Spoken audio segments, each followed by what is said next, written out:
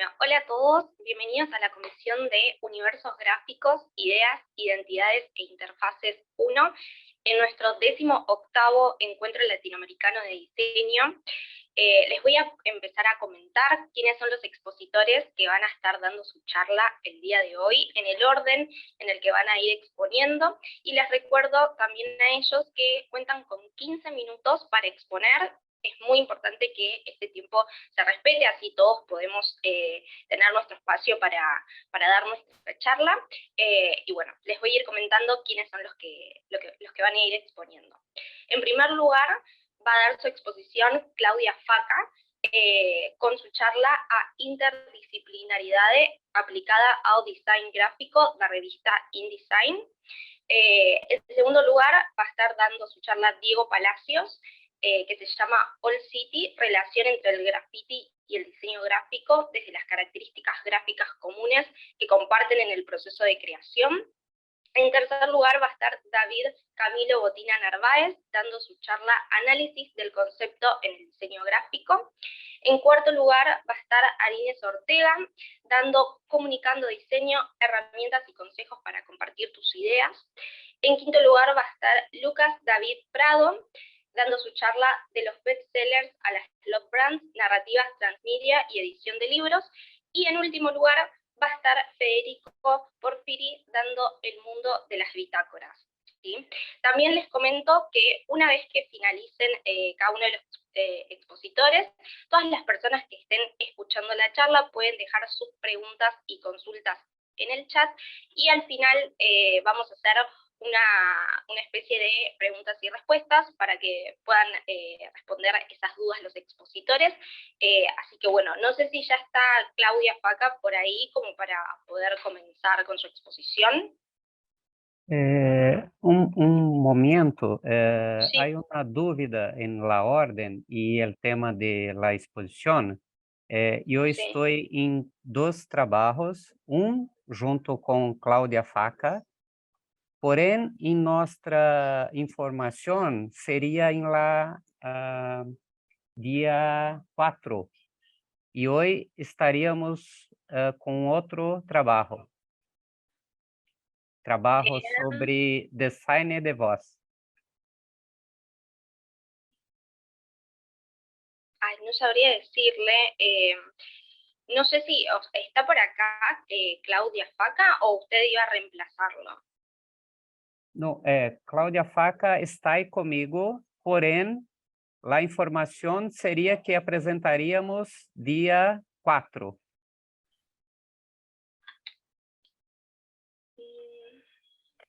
A ver, lo vamos a consultar y le doy la información, porque la Ok, verdad ok. no sabría decirle. Se puderem iniciar com outros trabalhos. Sí, si quieren podemos continuar con el siguiente, que es de Diego Palacios, con el próximo Ok, expositor, y en todo caso pasarán en último lugar. ok, gracias. Ahora, no sé si está Diego Palacios presente como para que pueda comenzar su exposición.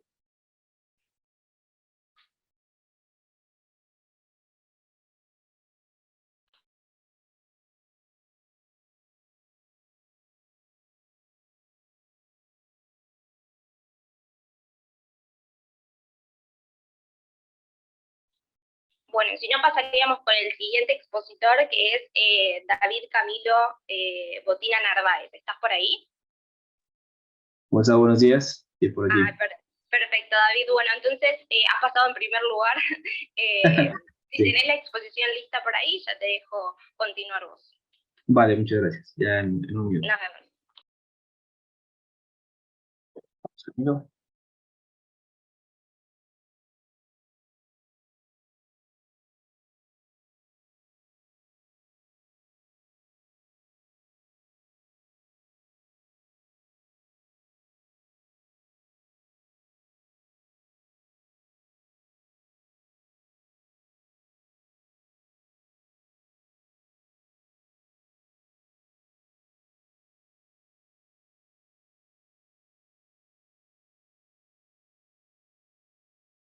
Ahí está, perfecto. Sí, sí.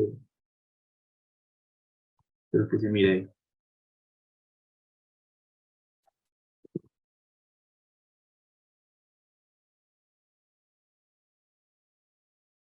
¿Listo? Sí. Perfecto. Sí, ahí se ve perfecto. Vale, entonces, bueno, mi artículo se basa en el análisis del concepto del diseño gráfico, ¿no? Entonces, podríamos comenzar haciendo, digamos, alusión a algunas frases que nosotros solemos escuchar alrededor de la academia y también en toda esta comunidad de diseño. Y es que antes de diseñar se debe pensar en un concepto, ¿no? No sé si de pronto se ha escuchado este tipo de frases, o por ejemplo, lo importante es que tiene concepto, es decir, que nuestro producto de diseño tiene un concepto, siempre va a estar, digamos, primando sobre la calidad gráfica, va a estar primando sobre el mensaje que tenga un concepto. Otra de las frases comunes que solemos escuchar es que no se puede diseñar sin antes tener un concepto. Son de las más comunes también, que el concepto es la idea. Bueno, me presento, mi nombre es David Botina, soy diseñador gráfico en formación de la Universidad de Nariño, y desde que comencé a ingresar en este mundo pues tan amplio del diseño, siempre me preocupé por la comunicación del concepto dentro pues de la producción gráfica, ¿no? De la comunicación gráfica. Entonces podremos comenzar hablando y preguntándonos qué es el concepto. Dentro de una de las tesis de la Universidad del Rosario de Colombia, uno de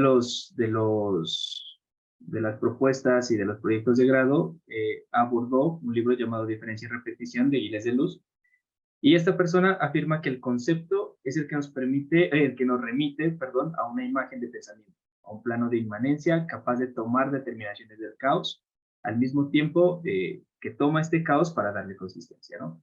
¿Y esto qué significa? Y es que nosotros, gracias a las experiencias, gracias a nuestros sentidos, gracias a toda la información que nos brinda el mundo, nuestro pensamiento trata de interpretarlo y de darle orden precisamente a ese caos.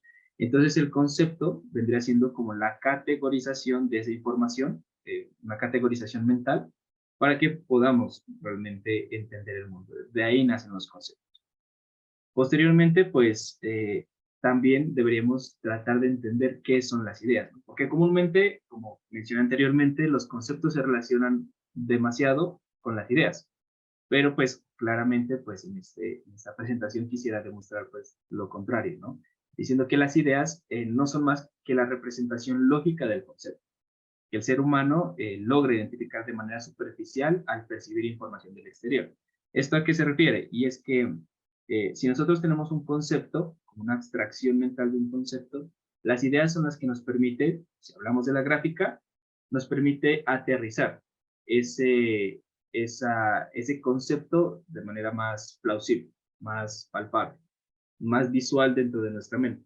Entonces, hablemos, por ejemplo, de los sentimientos, ¿no? Los sentimientos, si bien es un concepto muy abstracto, existen ideas que podemos derivarlas de ese concepto para que podamos graficarlo. Entonces, una de las ideas que nos viene a la mente, por ejemplo, si hablamos de sentimientos, son, por ejemplo, hablemos del amor, ¿no? El amor ya tiene un símbolo como tal, que por lo general es un corazón rojo, ¿no?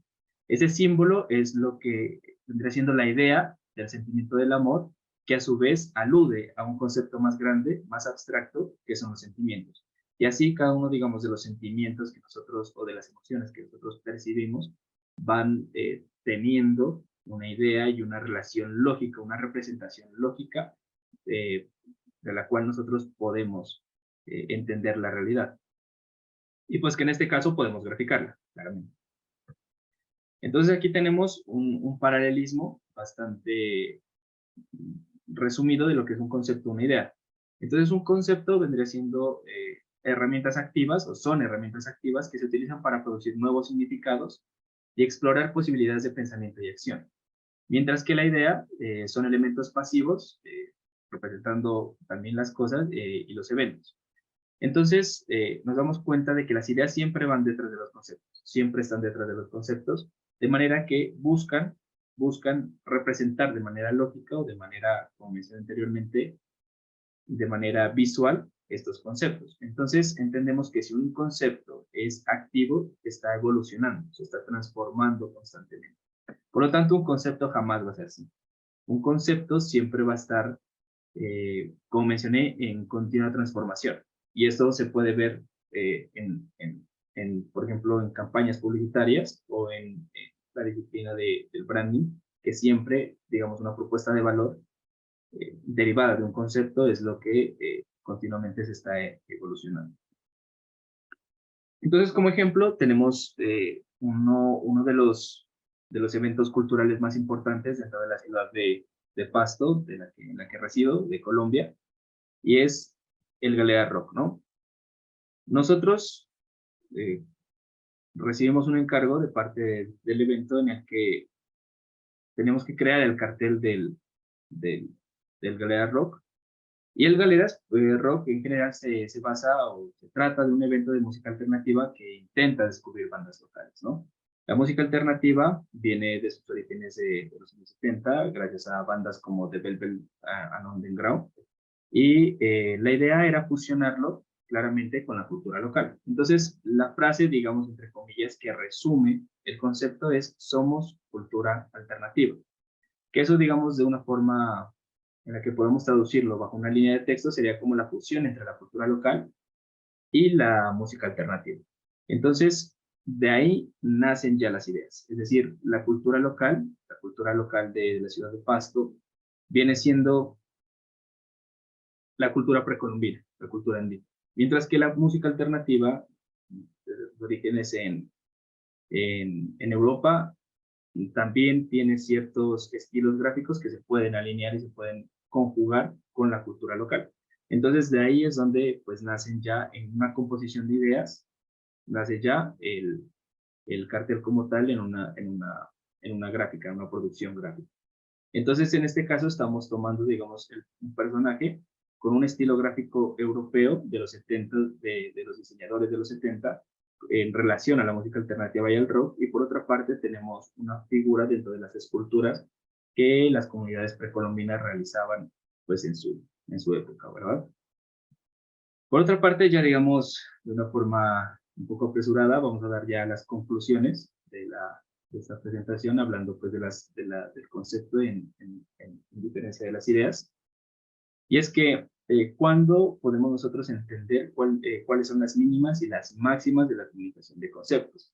Y es que nosotros, dentro de la disciplina, siempre hemos abordado que debemos comunicar conceptos dentro de nuestra producción gráfica. Y realmente lo que se comunican son mensajes que las ideas crean en su composición. Entonces, las máximas de los conceptos vendría siendo, o sea, cuando nosotros realmente podemos llegar a comunicar un concepto, es otorgándole una línea textual al usuario, diciéndole, este es el concepto que queremos comunicar. Y gracias a, digamos, producciones audiovisuales, gracias a carteles, gracias a imágenes, gracias a sonidos, gracias igualmente a textos, es lo que los usuarios van a identificar y van a decir, ah, perdón, de esto es lo que se trata esta campaña publicitaria. Es decir, las máximas del concepto en ese caso sería una serie de elementos gráficos, una serie de elementos visuales que nos permite identificar ese concepto. Por otra parte, digamos, del otro lado tenemos ya las mínimas del concepto, cuando inclusive puede llegar a ser nulo la implementación y la planificación de un concepto, y es, por ejemplo, en el diseño de marcas gráficas, en la que el diseñar una marca, digamos, la gráfica simplemente adquiere ciertas determinaciones de significantes más que de mensajes. Entonces, la gráfica dentro de una marca, dentro del diseño de identificación gráfica, su función no es transmitir o comunicar mensajes, sino por el contrario, identificar y significar bajo la gráfica. Por lo tanto, pues, en este caso, un concepto no sería plausible, digamos, comunicar. Ya por las acciones publicitarias, ya por las acciones de marketing y de branding, ya, digamos, ese identificador va a tener ciertas concepciones y ciertas, digamos, planos mentales en los que nosotros como usuarios podríamos asociar posteriormente. Y por otra parte, pues digamos, la pregunta clave es ¿para qué sirve todo este tipo de reflexiones alrededor del concepto, ¿no? Si bien gracias a la masiva producción de diseño, debido pues a las exigencias comerciales, a las exigencias del mercado, tenemos que darnos cuenta de que el diseño está abordando y tomando de diferentes disciplinas, como el de la psicología, del marketing, del arte, está tomando diferentes, digamos, conceptos para dar forma a la teoría del diseño. Pero si nosotros nos detenemos a reflexionar sobre este tipo de cosas, nos damos cuenta de que la función del diseño se vuelve, va objetualizándose cada vez más.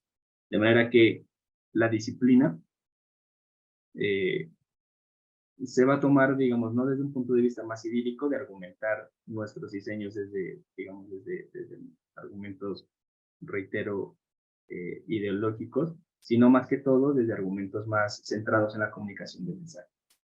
Entonces, creo que esa sería como la forma en la que nosotros podemos aplicarlo en la vida real, en la que tenemos un concepto y son las ideas, reitero, las que le dan forma a ese concepto y que posteriormente le comunica un mensaje. Y ahí es donde nosotros podríamos hacer la diferencia como diseñadores, sabiendo y siendo conscientes de lo que las ideas y de los mensajes que componen las ideas y del impacto social y dentro del intelecto social que pueden tener estos mensajes. Entonces, eso es todo y pues les agradezco por su atención.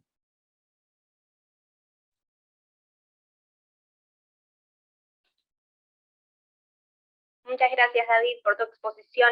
Te invito a que puedas dejar tus datos de contacto en el chat del Zoom para que a cualquier persona que le interese más sobre todo lo que estuviste comentando pueda contactarte y tener más información. Y bueno, por otro lado también invitarte a que continúes presente durante toda la charla escuchando a los otros expositores, ya que es posible que luego haya alguna pregunta sobre lo que estuviste comentando, así podés sacar las dudas de los que han estado escuchando. Muchas gracias. A ustedes, muchas gracias. Bueno, vamos a continuar con el siguiente expositor, que en este caso va a ser, ya les digo, Arines Ortega, de República Dominicana. Así que mientras ella se va acomodando, les voy a hacer algunos recordatorios. Obviamente, como les dije antes, pueden dejar sus preguntas en el chat, que serán respondidas al final de la charla. Y les comento también que las comisiones están siendo grabadas y van a estar disponibles a partir del 1 de septiembre en nuestro canal de YouTube Conferencias DC, para que cualquiera que quiera pueda volver a escucharlas. Así que bueno, Arines, cuando vos gustes, podés comenzar. Perfecto, buen día a todos. Muchas gracias por esta oportunidad de parte de la Universidad de Palermo. Y como comentaba Rosario, yo soy Arines Ortega, soy de República Dominicana y voy a estar compartiendo con ustedes lo que es un crossover o lo que sería algo cruzado entre lo que practico ahora mismo y lo que estudio en una universidad local de mi país, que es el diseño industrial, y ahora mismo me desempeño como una coordinadora de comunicaciones para una empresa de manufactura aquí en mi país. Entonces, comunicando diseño, herramientas y consejos para compartir tus ideas o nuestras ideas como diseñadores de todo tipo, industrial, gráfico, etcétera, sin morir en el intento. Entonces, básicamente, ¿qué es comunicar? Vamos a ver el storytelling, conocer a nuestra audiencia, cuál es la diferencia entre comunicación visual y el diseño gráfico, y los 5 tips que me han hecho sobrevivir tanto aquí, donde trabajo, como donde estudio. Entonces, voy a empezar con una frase de Ben Clement en una sesión de diseño industrial de Offset en abril 2023, que el trabajo de un diseñador es hacer una representación visual de lo que el futuro puede ser. Es decir, nuestro trabajo como diseñadores es hacer el futuro que queremos ver, básicamente. Y otra frase también de un libro que encontré por internet, de Hernández de Guerrero y García Tejera, El arte de comunicar. Hablamos para comunicarnos, es decir, simplemente no hablamos porque sí, sino que cada cosa que decimos tiene algo detrás, tiene alguna idea, tiene algún mensaje. Entonces, ya empezando un poco más dentro, ¿qué es comunicar? La comunicación es el nivel más elevado del lenguaje oratorio que vamos a experimentar durante toda nuestra trayectoria. Hay diferentes formas de comunicar y diferentes categorías, pero lo que es la comunicación en sí engloba lo que es hablar, charlar y demás. Y también constituye su función suprema, es decir, es la más alta, es la forma más alta de comunicarse, la forma más alta de hablar o de establecer una conversación. Con esto, para comunicar, establecemos un contacto con esa persona.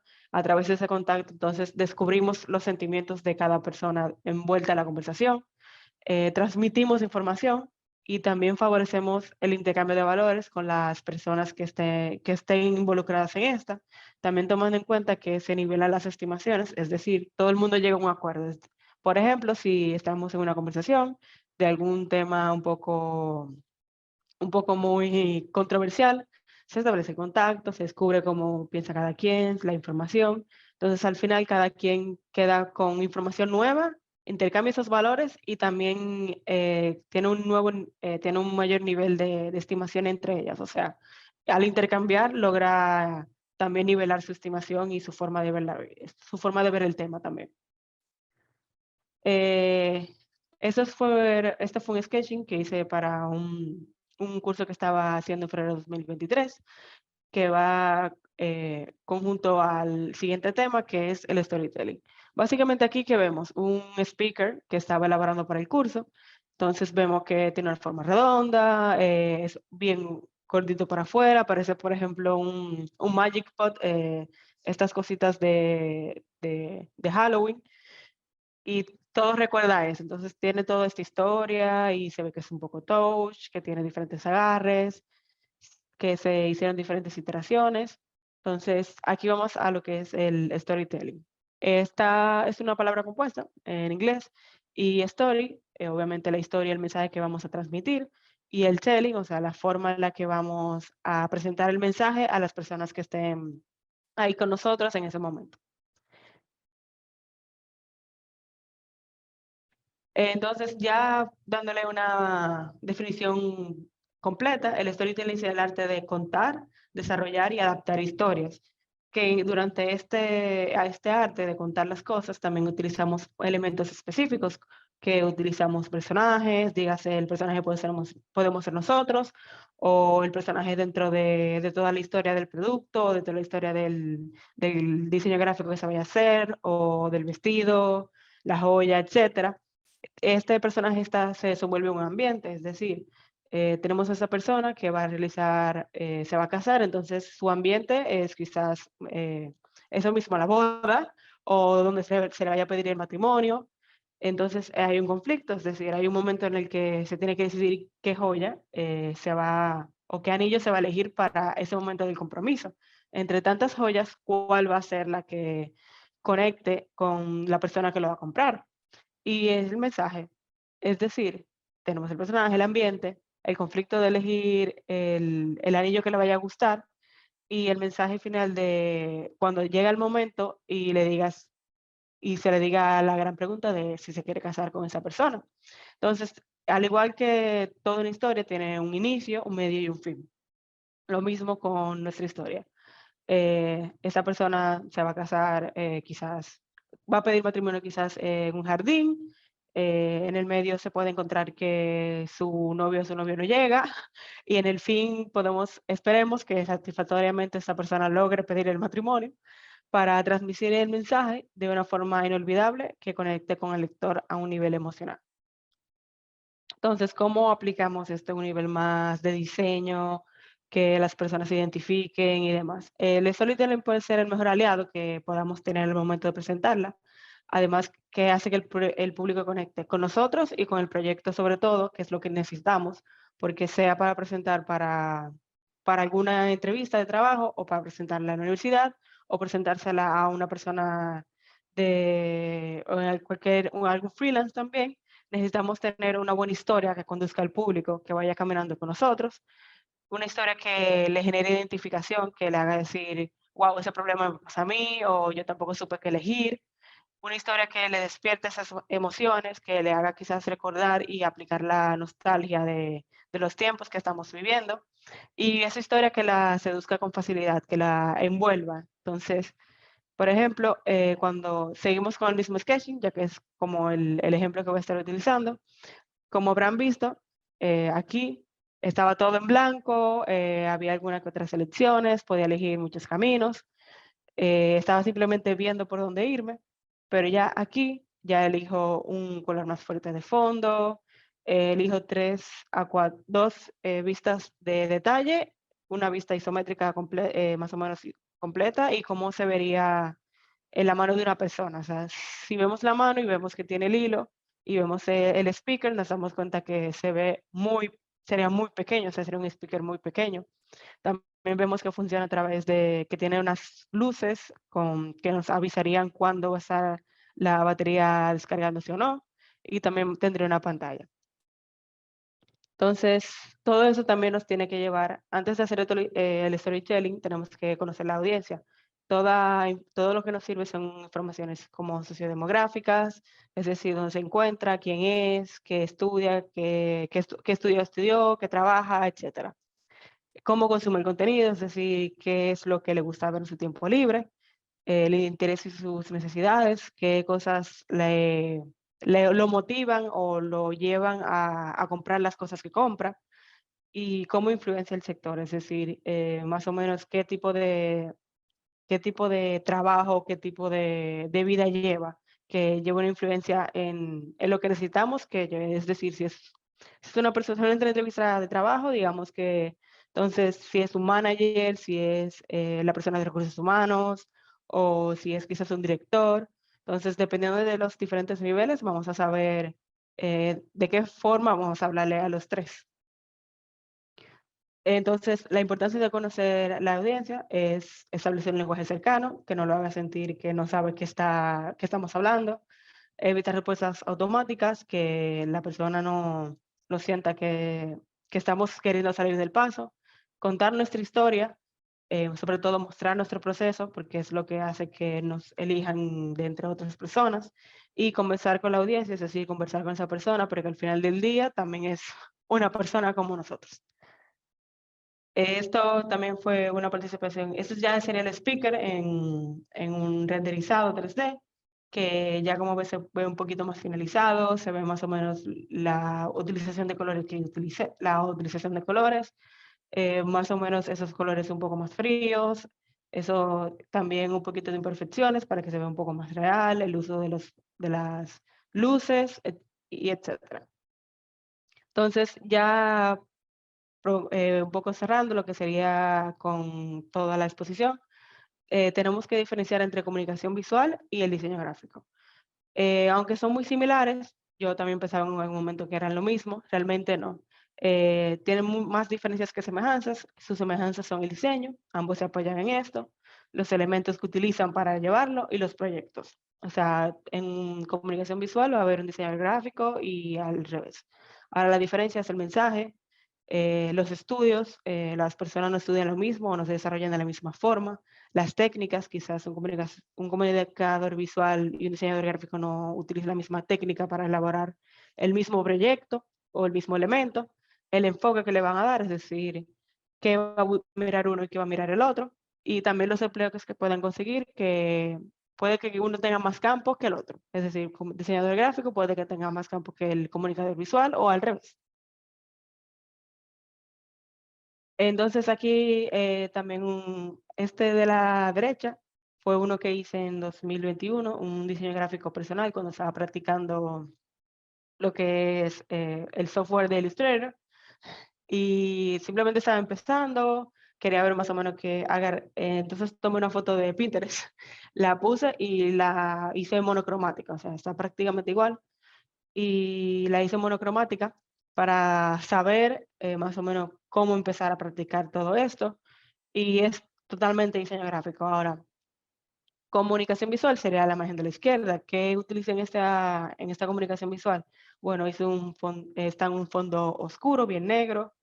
Vemos que tiene una luz fuerte del lado izquierdo, pero tiene una más liviana del lado derecho. Vemos que también que hay una pequeñita luz aquí abajo. En el medio no hay luces. Entonces da toda esta sensación misteriosa alrededor de la foto que no tiene la de la derecha. Y aunque al final ambas usan lo mismo, que es el diseño, y usan elementos, y podrían hasta ser al mismo proyecto, no son lo mismo. O sea, la comunicación visual al final del día es lo que más nos puede ayudar a llevar el diseño gráfico con él. Entonces, los 5 tips que me han salvado durante este tiempo es no estresarme. Un poco difícil, pero no estresarme porque al final todo sale, o sea, quizás no como queríamos, pero sale. Investigar, investigar y investigar. Investigar es la mejor forma en la que podemos llegar a la solución o llegar a quizás la idea que dé con lo que con lo que queremos. Practicar. Yo practicaba, cuando quería aprender diseño gráfico, practicaba básicamente diario y practicaba aunque sea 1 hora al día y practicaba como 5 programas distintos, pero al final sí sí lo logré aprender, incluso ese tiempo que me establecí de 3 meses, al final aprendí con muchos programas distintos. Mostrárselo a alguien, al final lo mejor siempre es recibir la crítica, aunque duela, aunque nos incomode un poco, pero es necesaria, y sobre todo disfrutarlo porque meses después vas a ver tu progreso y vas a estar muy feliz con lo que hayas logrado. Eso fue todo de mi parte. Muchas gracias y ahí están mis contactos. Un placer. Muchas gracias, Adines, por todo lo que estuviste comentando. Bueno, como dije anteriormente, te invito a que puedas dejar tus datos de contacto también en el chat, así lo tienen de fácil acceso en caso de que quieran contactarte. Y también a que nos invites hasta el final, a que nos acompañes hasta el final de la charla, que seguramente luego va a haber alguna pregunta para vos, porque es muy interesante todo lo que has contado. Así que bueno, muchas gracias. Gracias. Bueno, vamos a continuar con el próximo expositor, que en este caso es Lucas David Prado, y mientras él se va acomodando, les voy a hacer otro recordatorio. Hasta el 14 de agosto van a poder participar del Premio a la Ilustración Latinoamericana 2023, 17ª edición, Diversidades Latinas. Ahí vamos a poner en el chat los links para que el que quiera, ya que todos están en el ámbito del diseño, si quieren participar lo puedan hacer a través de ese link. Así que bueno, Lucas, cuando vos quieras podés comenzar. Y aviso también a los próximos expositores que estamos muy bien de tiempo, así que no hay ningún problema si se quieren extender un poco más. Ok. Hola, buenos días, ¿cómo están? ¿Se me escucha? ¿Se me ve bien? Sí, perfecto. Perfecto. Buenas. Para comenzar, mi nombre es Lucas Prado, soy licenciado en Ciencias de la Educación y aparte estudiante avanzado de la carrera de edición de la Universidad de Buenos Aires, donde también soy profesor ayudante interino de la Cátedra de Introducción a la Actividad Editorial. En este trabajo mi idea fue pensar acerca de los cambios que hubieran sobre cómo pensar la edición de los libros en el marco de las narrativas transmedias. Pero más que pensar solamente en libros, pensemos en otros artefactos. Cada uno lo puede pensar de acuerdo a su propia disciplina. Podemos pensar producciones gráficas, porque acá la idea es pensar herramientas que nos pueden servir para seguir analizando. ¿Okay? Primero vamos a brindar un pequeño contexto. Estamos en la época actual, estamos últimamente sobrecargados de información. Como verán, en la vida cotidiana nos encontramos con informaciones todo el tiempo, en todo lugar, de diferentes fuentes, de diferentes lugares, mucho más que en otras épocas. Esta sobrecarga de información también la podemos encontrar desde nuestros dispositivos. Nos encontramos conectados las 24 horas del día, los 7 días de la semana. Y el problema también de que no existe un flujo de información único, sino que nos vemos enfocados con múltiples discursos y múltiples variaciones de los mismos.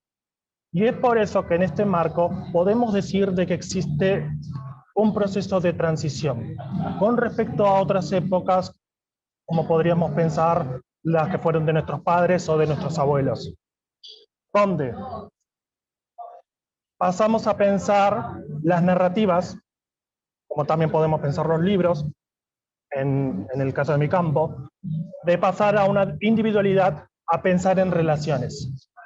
Cuando decimos individualidad, decimos que antes en los libros estaba todo. Uno compraba una enciclopedia y ahí estaba toda la información que uno podía tener. no tenía que buscar otro lado, ya estaba en el libro. Las historias, las novelas, se comenzaban en el libro y finalizaban en el libro. No existía un sentido de relación. No necesitaba uno buscar otro libro para seguir viendo la historia, sino que se valoraba saber mucho de todo. Las personas antes buscaban información por todos lados, de todo lugar y de todo tipo de temáticas, porque lo que importaba antes era saber todo, saber de todo. Y en ese marco el lector es un lector pasivo. ¿Pero por qué el lector es pasivo con respecto a este marco de libros? Porque el lector agarraba el libro y cerraba el libro, pero no tenía interacción con la narrativa. No tenía un encuentro con el autor para decir, esta parte de la historia no me gustó, quiero que la cambies. No. El libro empezaba y finalizaba.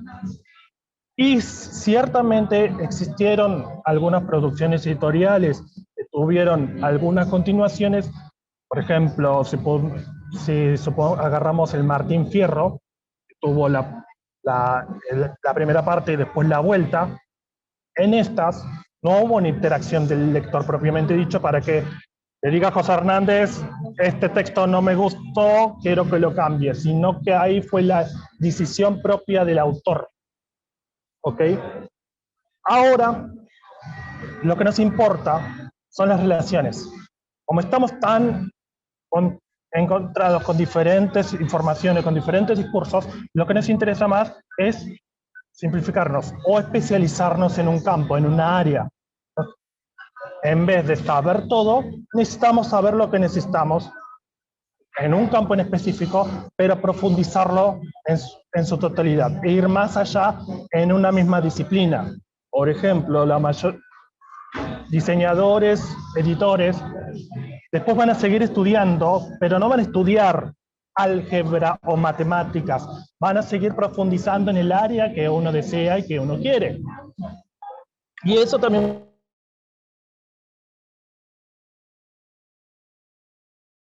ya no necesitamos, es decir, no dependemos solamente de un formato físico para saber qué pasa con la historia. Podemos buscar otras historias, podemos encontrarnos o crear otras historias. Y en este marco hablamos sobre un rol más activo de parte del lector, donde construimos nuestra propia narración con la interacción de todos esos discursos. ¿Ok? Por eso tendríamos que definir entonces qué es un universo narrativo. Si hablamos de este encuentro con múltiples narraciones. Y para decir en simples palabras, una narración está compuesta de dos cosas. Una estructura narrativa, es decir, elementos que configuran una narración y que se contraponen con otras narraciones. Por ejemplo, en el caso que estoy trabajando, que se llama Danganronpa, es una serie de videojuegos de Fiction Soft que tienen todos los mismos componentes. Si hablamos de mito, mito sería como la historia fundante.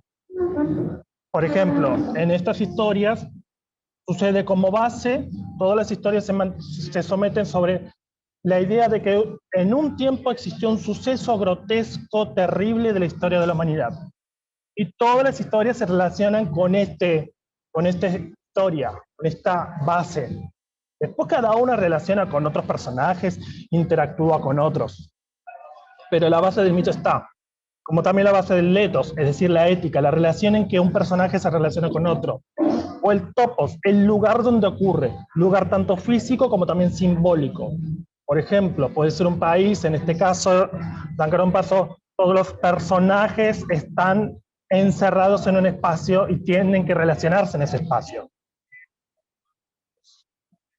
Más allá de la estructura narrativa, también hablamos de que existe una vivencia narrativa, porque las narraciones ya no dependen solamente del libro, sino que también dependen de cómo nosotros vivimos con esa narración, cómo construimos la realidad de la historia.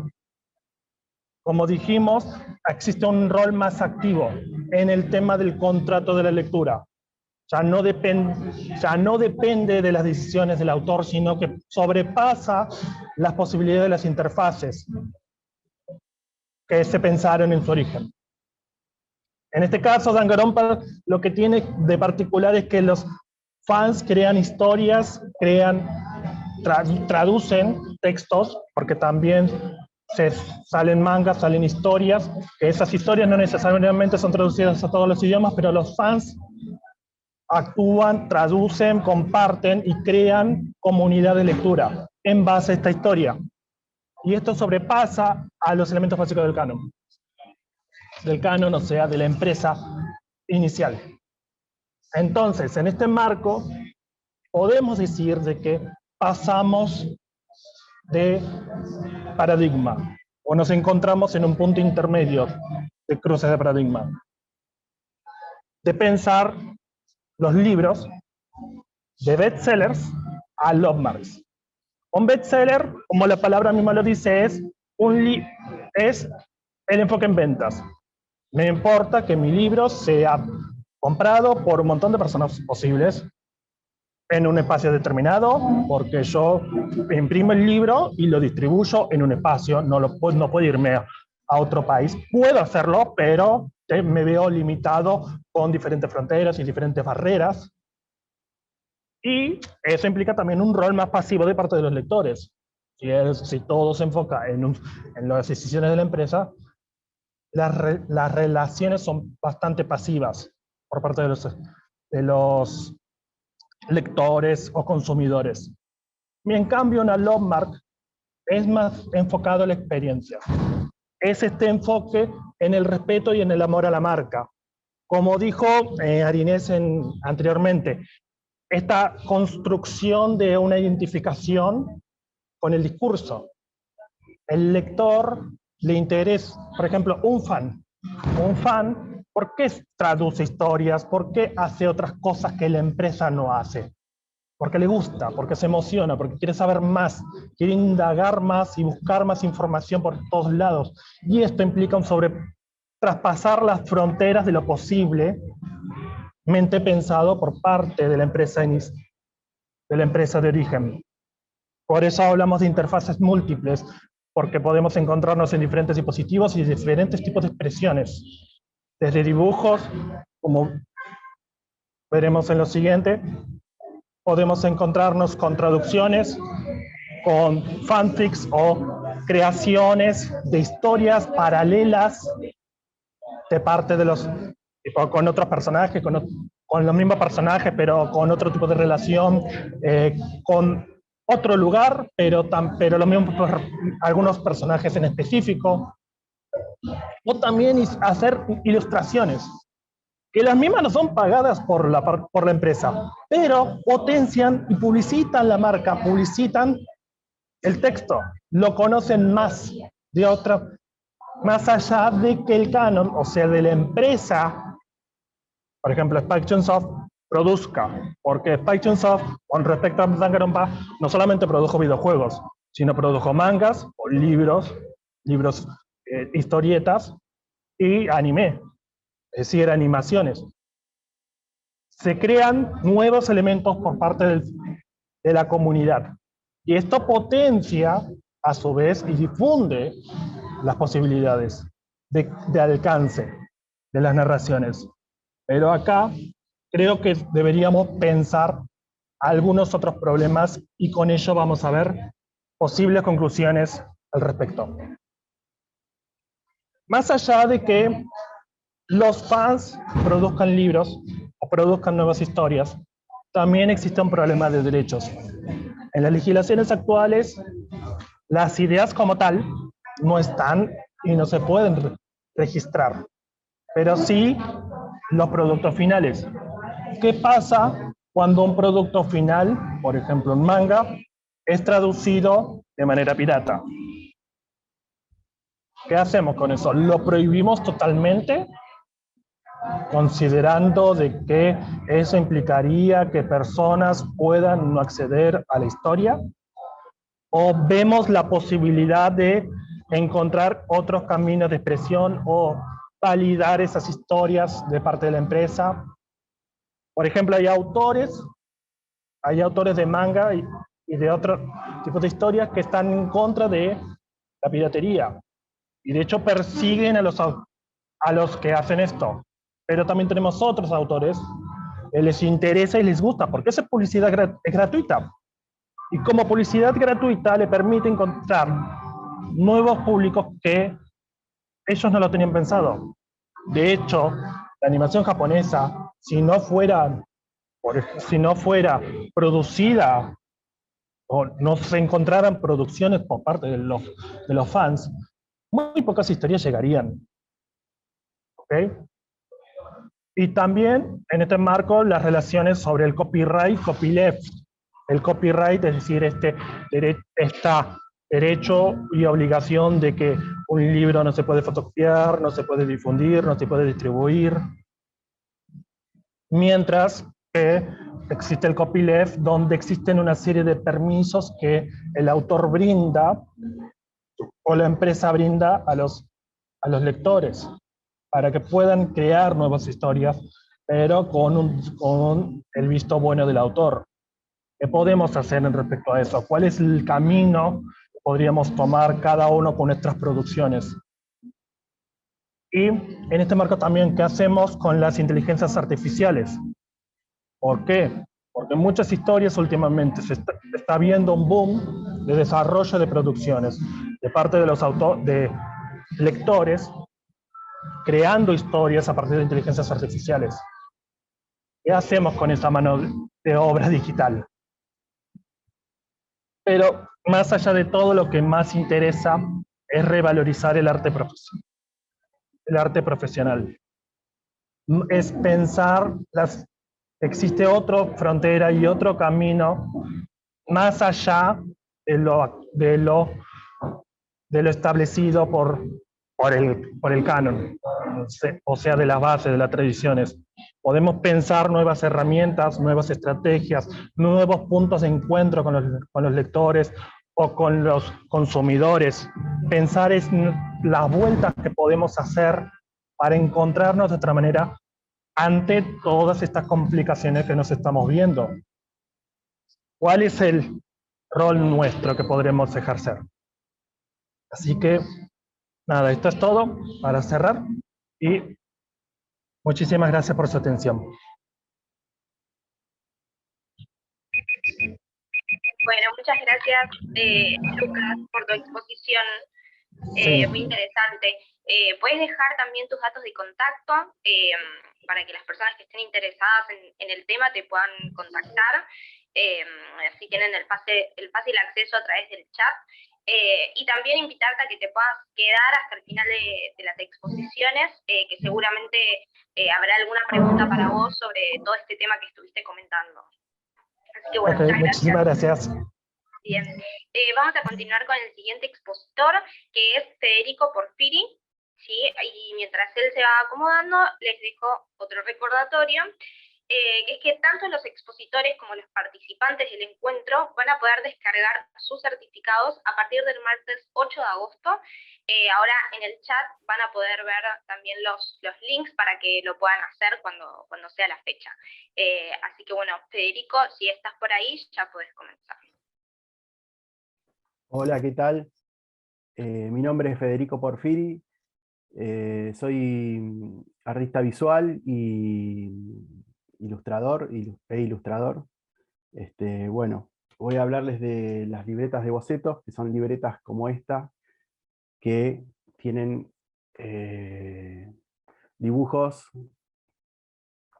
de todo tipo, en mi caso, y bueno, y antes que nada quería agradecerle a los artistas que me permitieron compartir su trabajo para armar esta presentación. Bueno, voy a compartir la pantalla acá. Compartir. Bueno.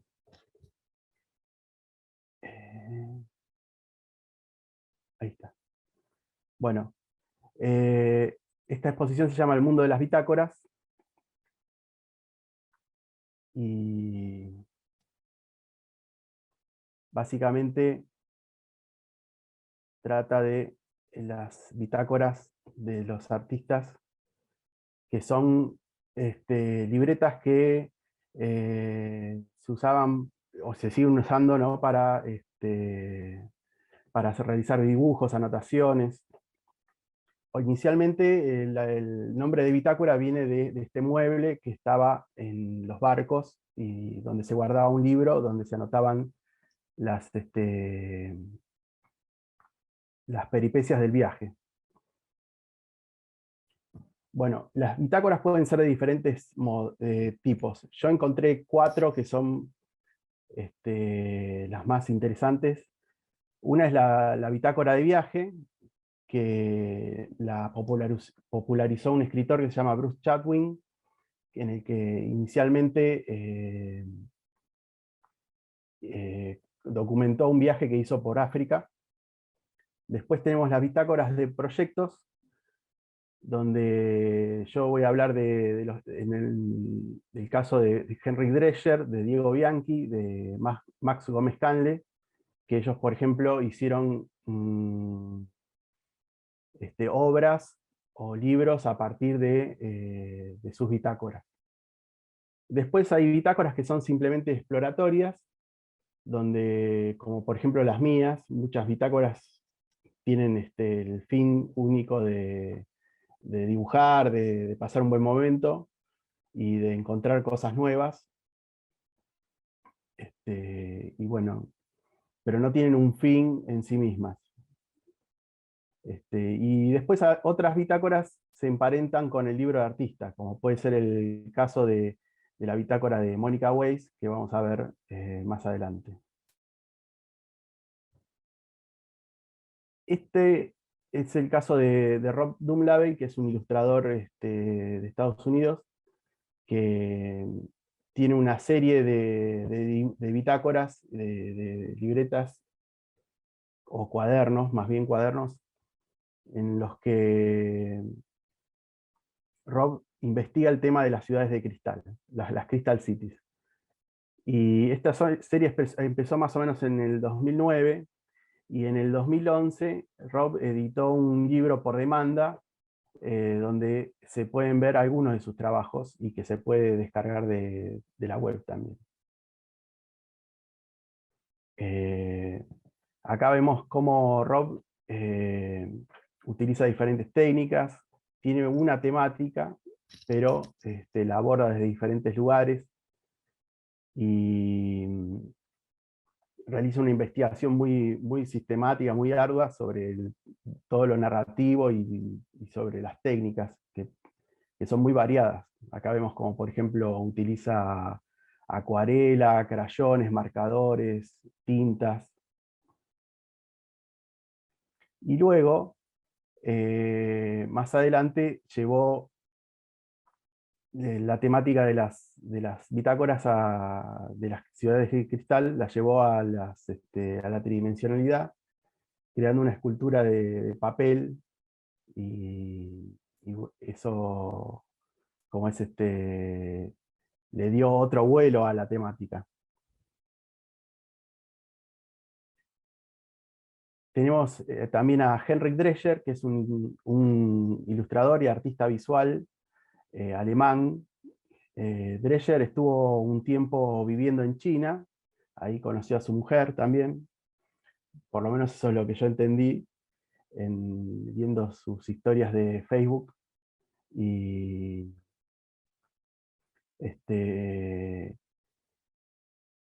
ellos se fueron después a vivir a Estados Unidos, y ahí Henry editó un libro muy interesante que es los China Days. Entonces, en ese libro recopila muchos de esos dibujos o trabajos que realizó en las bitácoras. Tenemos también el caso de Diego Bianchi, que es un ilustrador argentino, está viviendo en Uruguay, y Diego lo que tiene de particular es que él guillotina o hace guillotinar unos libros contables, que son muy gruesos, y con esos libros Diego arma sus bitácoras. Entonces, de esos libros que son grandes, él hace unas bitácoras más pequeñas y que las puede llevar fácilmente en su bolsillo. Y bueno, él las interviene con todo tipo de técnicas, como podemos ver el frotado, podemos ver que utiliza marcadores, collage, lápices. De esas bitácoras salieron los ejemplos de los proyectos de los libros Rompecabezas y del libro Candombe. Y aparte Diego tiene en YouTube unos videos donde se ven su trabajo en las bitácoras y son muy divertidos, muy entretenidos y están buenísimos. También les quiero mostrar el ejemplo de Max Gómez Canle. Max es un artista visual argentino que realizó una muestra muy importante en el Museo de Arte Moderno, creo que en el 2019, y bueno, Max hace una investigación muy sistemática de las formas, de los temas que él aborda, también en bitácoras, que son estas pequeñas libretitas que seguramente las lleva a todos lados.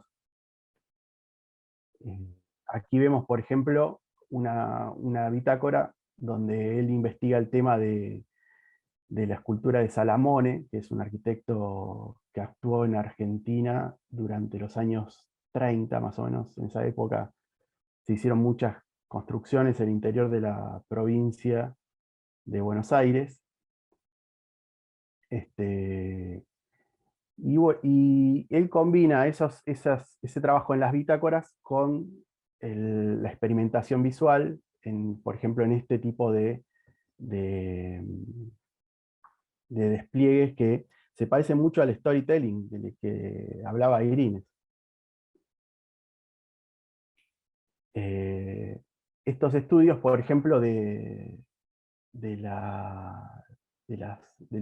los bustos de Salamone, ¿no? Dieron origen a la obra de Max, una obra que se llama La Hoja, que es este cuadro que podemos ver aquí, y que es un óleo sobre cobre. Mónica Weiss, que es una ilustradora y tallerista muy conocida, muy importante aquí en Argentina, expuso en el Centro Cultural Recoleta en el 2014, aquí en Buenos Aires, dentro de una cajita vidriada, el cuaderno nepalés, que es un cuaderno que a ella se lo obsequiaron y que ella lo empezó a intervenir de manera aleatoria. Entonces, no siguiendo un orden, sino interviniéndolo en cualquier lugar, de cualquier modo, como ella había visto que le sellaban el pasaporte en sus viajes. Entonces, el cuaderno es un muestrario de técnicas, de expresiones, de búsquedas. Y bueno, y finalmente ese cuaderno tiene muchos puntos en común con el libro de artista. Este es el caso mío, que aquí se pueden ver algunas de las muchas libretas que tengo de bocetos, que las expuse en el año 2017 en una muestra que hice en la Biblioteca del Congreso de la Nación, aquí en Buenos Aires. Y bueno, después de esa muestra y de exponer esas libretas, continué haciendo más libretas y más libretas. Ahora tengo alrededor de 40 libretas intervenidas de dibujos. Acá podemos ver que algunas libretas hasta fueron confeccionadas especialmente. Tienen, por ejemplo, hojas de papel transparente, donde los dibujos se van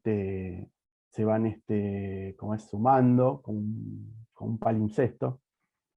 Así que bueno, las libretas dan para muchas variantes, muchas cosas, para muchos tipos de investigación visual. Este es una libreta, el cuaderno amarillo, donde aquí trabajé con tinta y con lápices de colores. A ver, acá, bueno, también les voy a mostrar el ejemplo de María Básolo, que tiene unas libretas muy interesantes, muy particulares. María es una artista ilustradora que vive en Tandil, y aquí en la provincia de Buenos Aires, en Argentina, y ella utiliza el collage como técnica, y lo que tiene María particular es que cuando hace una libreta, por lo menos en los casos que ella compartió conmigo, sigue una temática dentro de la técnica, o sigue un orden lógico. Entonces tiene este tipo de libretas que son collages intervenciones, y también tiene otro tipo de libreta en el que lo que hace es estudios de obras de otros artistas, y bueno, y en este caso lo hizo con un marcador rojo, y eso le da un aire muy, muy particular a la libreta.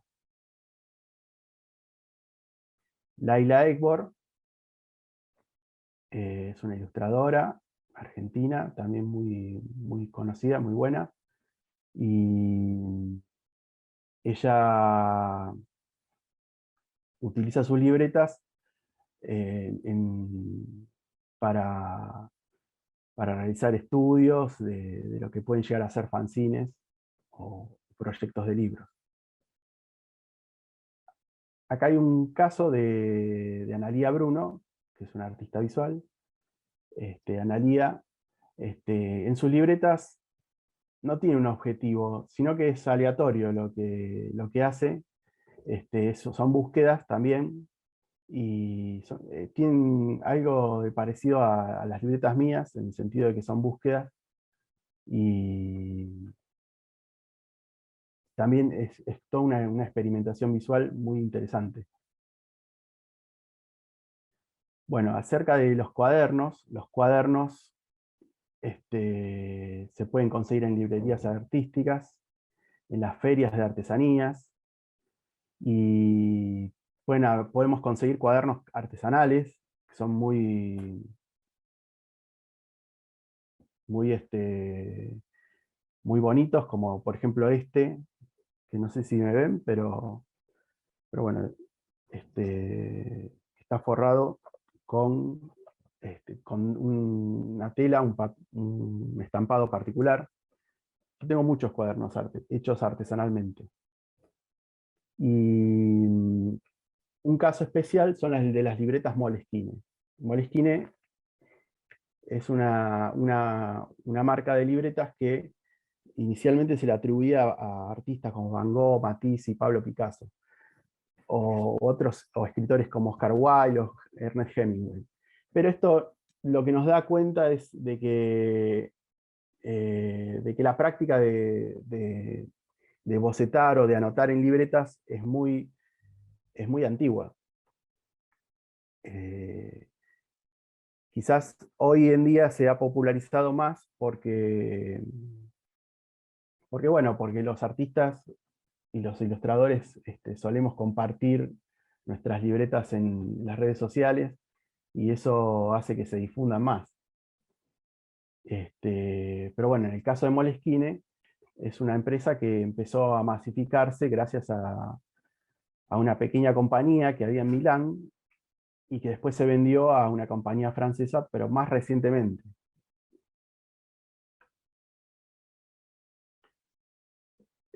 Para ir terminando, por último, lo que quiero es invitarlos a participar del proyecto Libretazo, que es un proyecto que tenemos el artista Pablo Martín y yo, en el que lo que hacemos es compilar y difundir las libretas de artistas y de estudiantes, o de poetas, o músicos, o quien quiera compartir su libreta de dibujos, anotaciones. Nosotros estamos abiertos a, a publicitarla.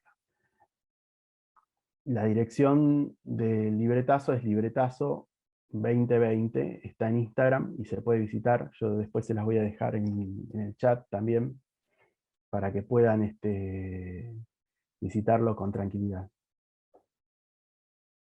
Bueno, les agradezco la atención y vuelvo a repetir, también le agradezco a los artistas que compartieron sus imágenes para que esta presentación sea posible.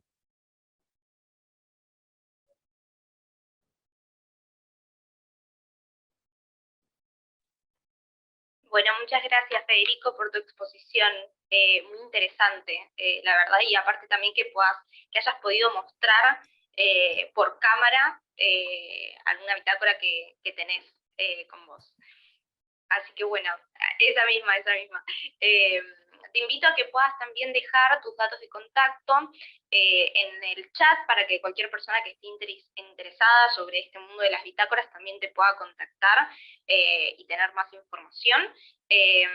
Hemos llegado al final de la charla, pero vamos a hacer algunas preguntas y respuestas, y todos los expositores están presentes, como para que puedan también comentar un poco más acerca del tema de cada uno. No sé si está por ahí Arinés. Sí, aquí está. Ah, perfecto. Ahí te veo. La pregunta es, ¿cuál es el impacto que el storytelling puede generar en las personas que nos escuchan? Uf, es muy buena pregunta. Muy buena. Creo que el storytelling puede hacer como el acercamiento entre la persona y nosotros. Es decir, esa persona que nos escucha necesita saber ciertas informaciones claves. Entonces, el impacto es grandísimo. O sea, puede ser que, por ejemplo, yo esté hablando y simplemente por contar la historia bien contada, entonces la persona se interese. Entonces, es como pasar de 0% al 100%, o por lo menos un 80%, y mientras va escuchando, entonces pasa el 100%. Entonces, es como, diría que es todo. O sea, si somos, el storytelling podría ser el todo, o sea, el gran cambio de nuestra historia. Bien, perfecto. ¿Y podemos lograr a través del storytelling que nos elijan por sobre las demás opciones o personas, dependiendo del contexto en el que estemos? La verdad es que sí, porque me pasó. Ahí donde estoy actualmente no sé nada de comunicaciones. Lo admito, no sé nada. Tengo como ya, voy por un año y tengo 22 años. Se supone que es un puesto de coordinación, es un puesto un poco elevado, que técnicamente debería de tener experiencia. Cuando vine a la entrevista no tenía ninguna, aparte de 3 meses como diseñadora freelance. Y simplemente fui yo, o sea, simplemente vine como yo soy, como quien soy. Y de repente me entero, voy pasando procesos y me eligieron. Y fue como, yo no he hecho nada, o sea, no hice más nada que venir como quien soy. Entonces, creo que saber contar nuestras historias es la mejor opción para que nos elijan, porque al final los contratamos a personas, o sea, personas contratan a personas. Bien, excelente. Bueno, no me esperaba que cuentes esa anécdota personal, pero es un gran ejemplo de Sí. todo lo que estás comentando. Así que se puede tomar en cuenta si uno está buscando algún trabajo, se puede tomar Sí. el storytelling como herramienta. Sí, claro. Imagínate que quieres algo en ventas y tú estudias, qué sé yo, recursos humanos. Quizás ahora no lo ves como algo muy, muy grande, pero al final te suma y te hace ver un poquito más arriba de otros en tema de currículum. Bien, perfecto. Bueno, muchas gracias, Inés, entonces. Sí. Continúo con una pregunta para Lucas. ¿Estás por ahí? A ver, aquí estoy. Ah, perfecto. Aquí estoy. Bien, te comento. ¿Crees que las love marks son una forma más trabajada, pero más efectiva de llegar a un bestseller? Sí, ciertamente sí.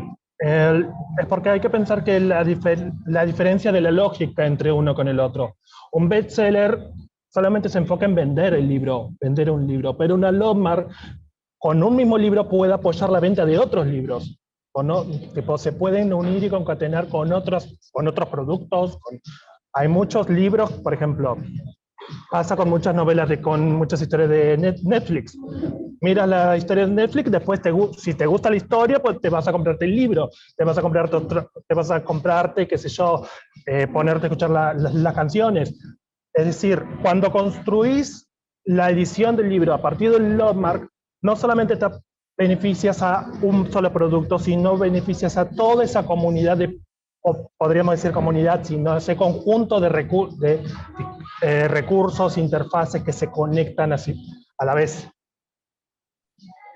Bien, entonces podríamos decir que esto de buscar una Logmark sería como el futuro para generar muchas más ventas que ir a un bestseller.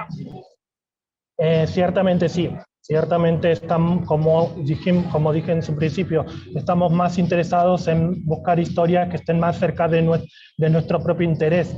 Si nosotros como editores o como productores podemos crear historias que estén relacionadas con esa historia, va a ser mucho más exitoso de crear historias paralelas con el fin de, oh bueno, busco la venta y ya está.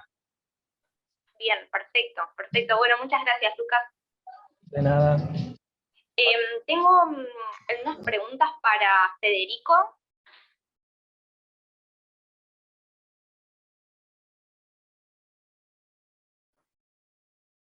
¿Se escucha? ¿Se escucha? Sí, ¿no? Sí, te escucho. Ah, perfecto, perfecto. Primero, ¿recomendás a aquellas personas que atraviesan un bloqueo creativo tener siempre una bitácora para potenciar su creatividad? Sí, definitivamente. Yo creo que las bitácoras o las libretas de bocetos de anotaciones son el germen de la creatividad. Así que si uno está en una etapa, porque hay que entenderlo como eso, ¿no? Como etapas dentro de la creatividad, donde la creatividad disminuye, yo creo que una bitácora puede reactivar cómo es el fluir de las ideas, incluso el disfrute o el conocimiento de otros artistas, del espacio en el que uno habita. Por ejemplo, uno se puede ir a un café a tomar un rico cappuccino y dibujar un rato con la bitácora o hacer anotaciones de cosas que uno ve, y eso de a poco va generando un mundo dentro del ambiente del artista o del ilustrador o del diseñador o de cualquier otra profesión. Bien, perfecto. Tengo otra para vos. Esta es un poco, tal vez más, no sé si compleja, pero es como más para que me des tu opinión, tu forma de pensar al respecto. ¿Te parece que esta práctica de tomarse el tiempo para trabajar en tu bitácora puede ser como la contrapartida a la inteligencia artificial en el diseño gráfico, donde todo parece que ya está como creado? Mira, yo creo que, supongamos, ¿no? Que a mí me encargaran o me pidieran que investigara la inteligencia artificial. ¿Qué haría? Y lo primero que haría es ir a mi bitácora y trabajar un poco en ella. Así que no sé si es la contrapartida, pero yo creo, lo que sí creo es que un buen uso de los dispositivos requiere una cierta responsabilidad, digamos. En el sentido de que, bueno, de que probemos la inteligencia artificial, pero seamos conscientes de que no nos podemos quedar con eso. ¿Está? Entonces, ¿por qué? Porque detrás de la inteligencia artificial está el trabajo de un montón de otra gente, que a veces no es tomado, digamos, con consentimiento de esas personas. Entonces, me parece que la inteligencia artificial puede ser un arma de doble filo, como tantas otras cosas, digamos. Pero para los artistas está la responsabilidad de utilizarlo con criterio y cuando alguien estudia, por ejemplo, puede utilizar la inteligencia artificial como un medio de inspiración, quizás para acercarse a un tema, pero no te podés quedar con eso, no podés mandarle, por ejemplo, a un profesor un escrito hecho por la inteligencia artificial, ¿no? Porque ahí, digamos, haría agua, digamos. Y Tal lo cual. mismo pasa con el profesional o con el docente o con cualquier persona de otro medio. Bueno, inclusive esto te lo comento simplemente como para aportar a la charla, pero de manera personal. Yo estudio diseño gráfico y se sigue revalorizando un montón el hecho de que el inicio sea la creación de los bocetos y sentarse con la hoja y dibujar, y ya es también como una metodología de trabajo, de primero iniciar en un papel y después de lo que salga de ahí, recién pasarlo ya a un medio más digital. Así que me parece que hasta inclusive uno a veces lo ve como algo medio antiguo, como vos comentabas, que de hace tantos años, pero está como más en auge que nunca, porque es como el inicio de cualquier actividad que quieras hacer, es sentarte, en este caso, con una bitácora y poder dejar volar tu creatividad, por así decirlo. Sí. Aparte que me parece que la cuestión de la bitácora o del cuaderno de dibujos o bocetos, lo que revaloriza también es un poco el hacer por hacer, porque la bitácora no tiene un fin necesariamente. Entonces, pero es el principio de muchas cosas.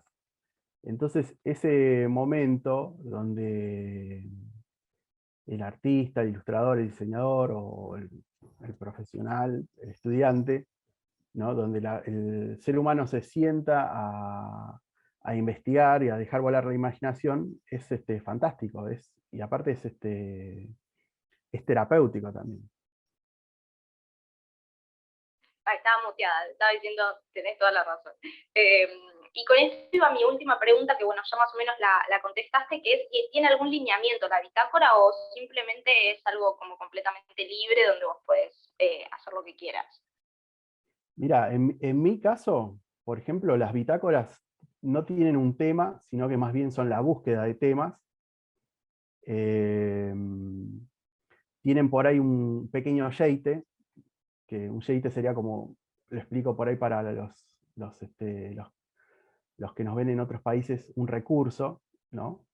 Un recurso que se repite, que es el de utilizar algunas reglas o como es o plantillas de formas y trabajar a partir de eso. Eso es en mi caso. Pero después las bitácoras pueden ser, generalmente pueden tener un tema en algunos casos, porque la persona tiene una profesión o tiene un interés particular.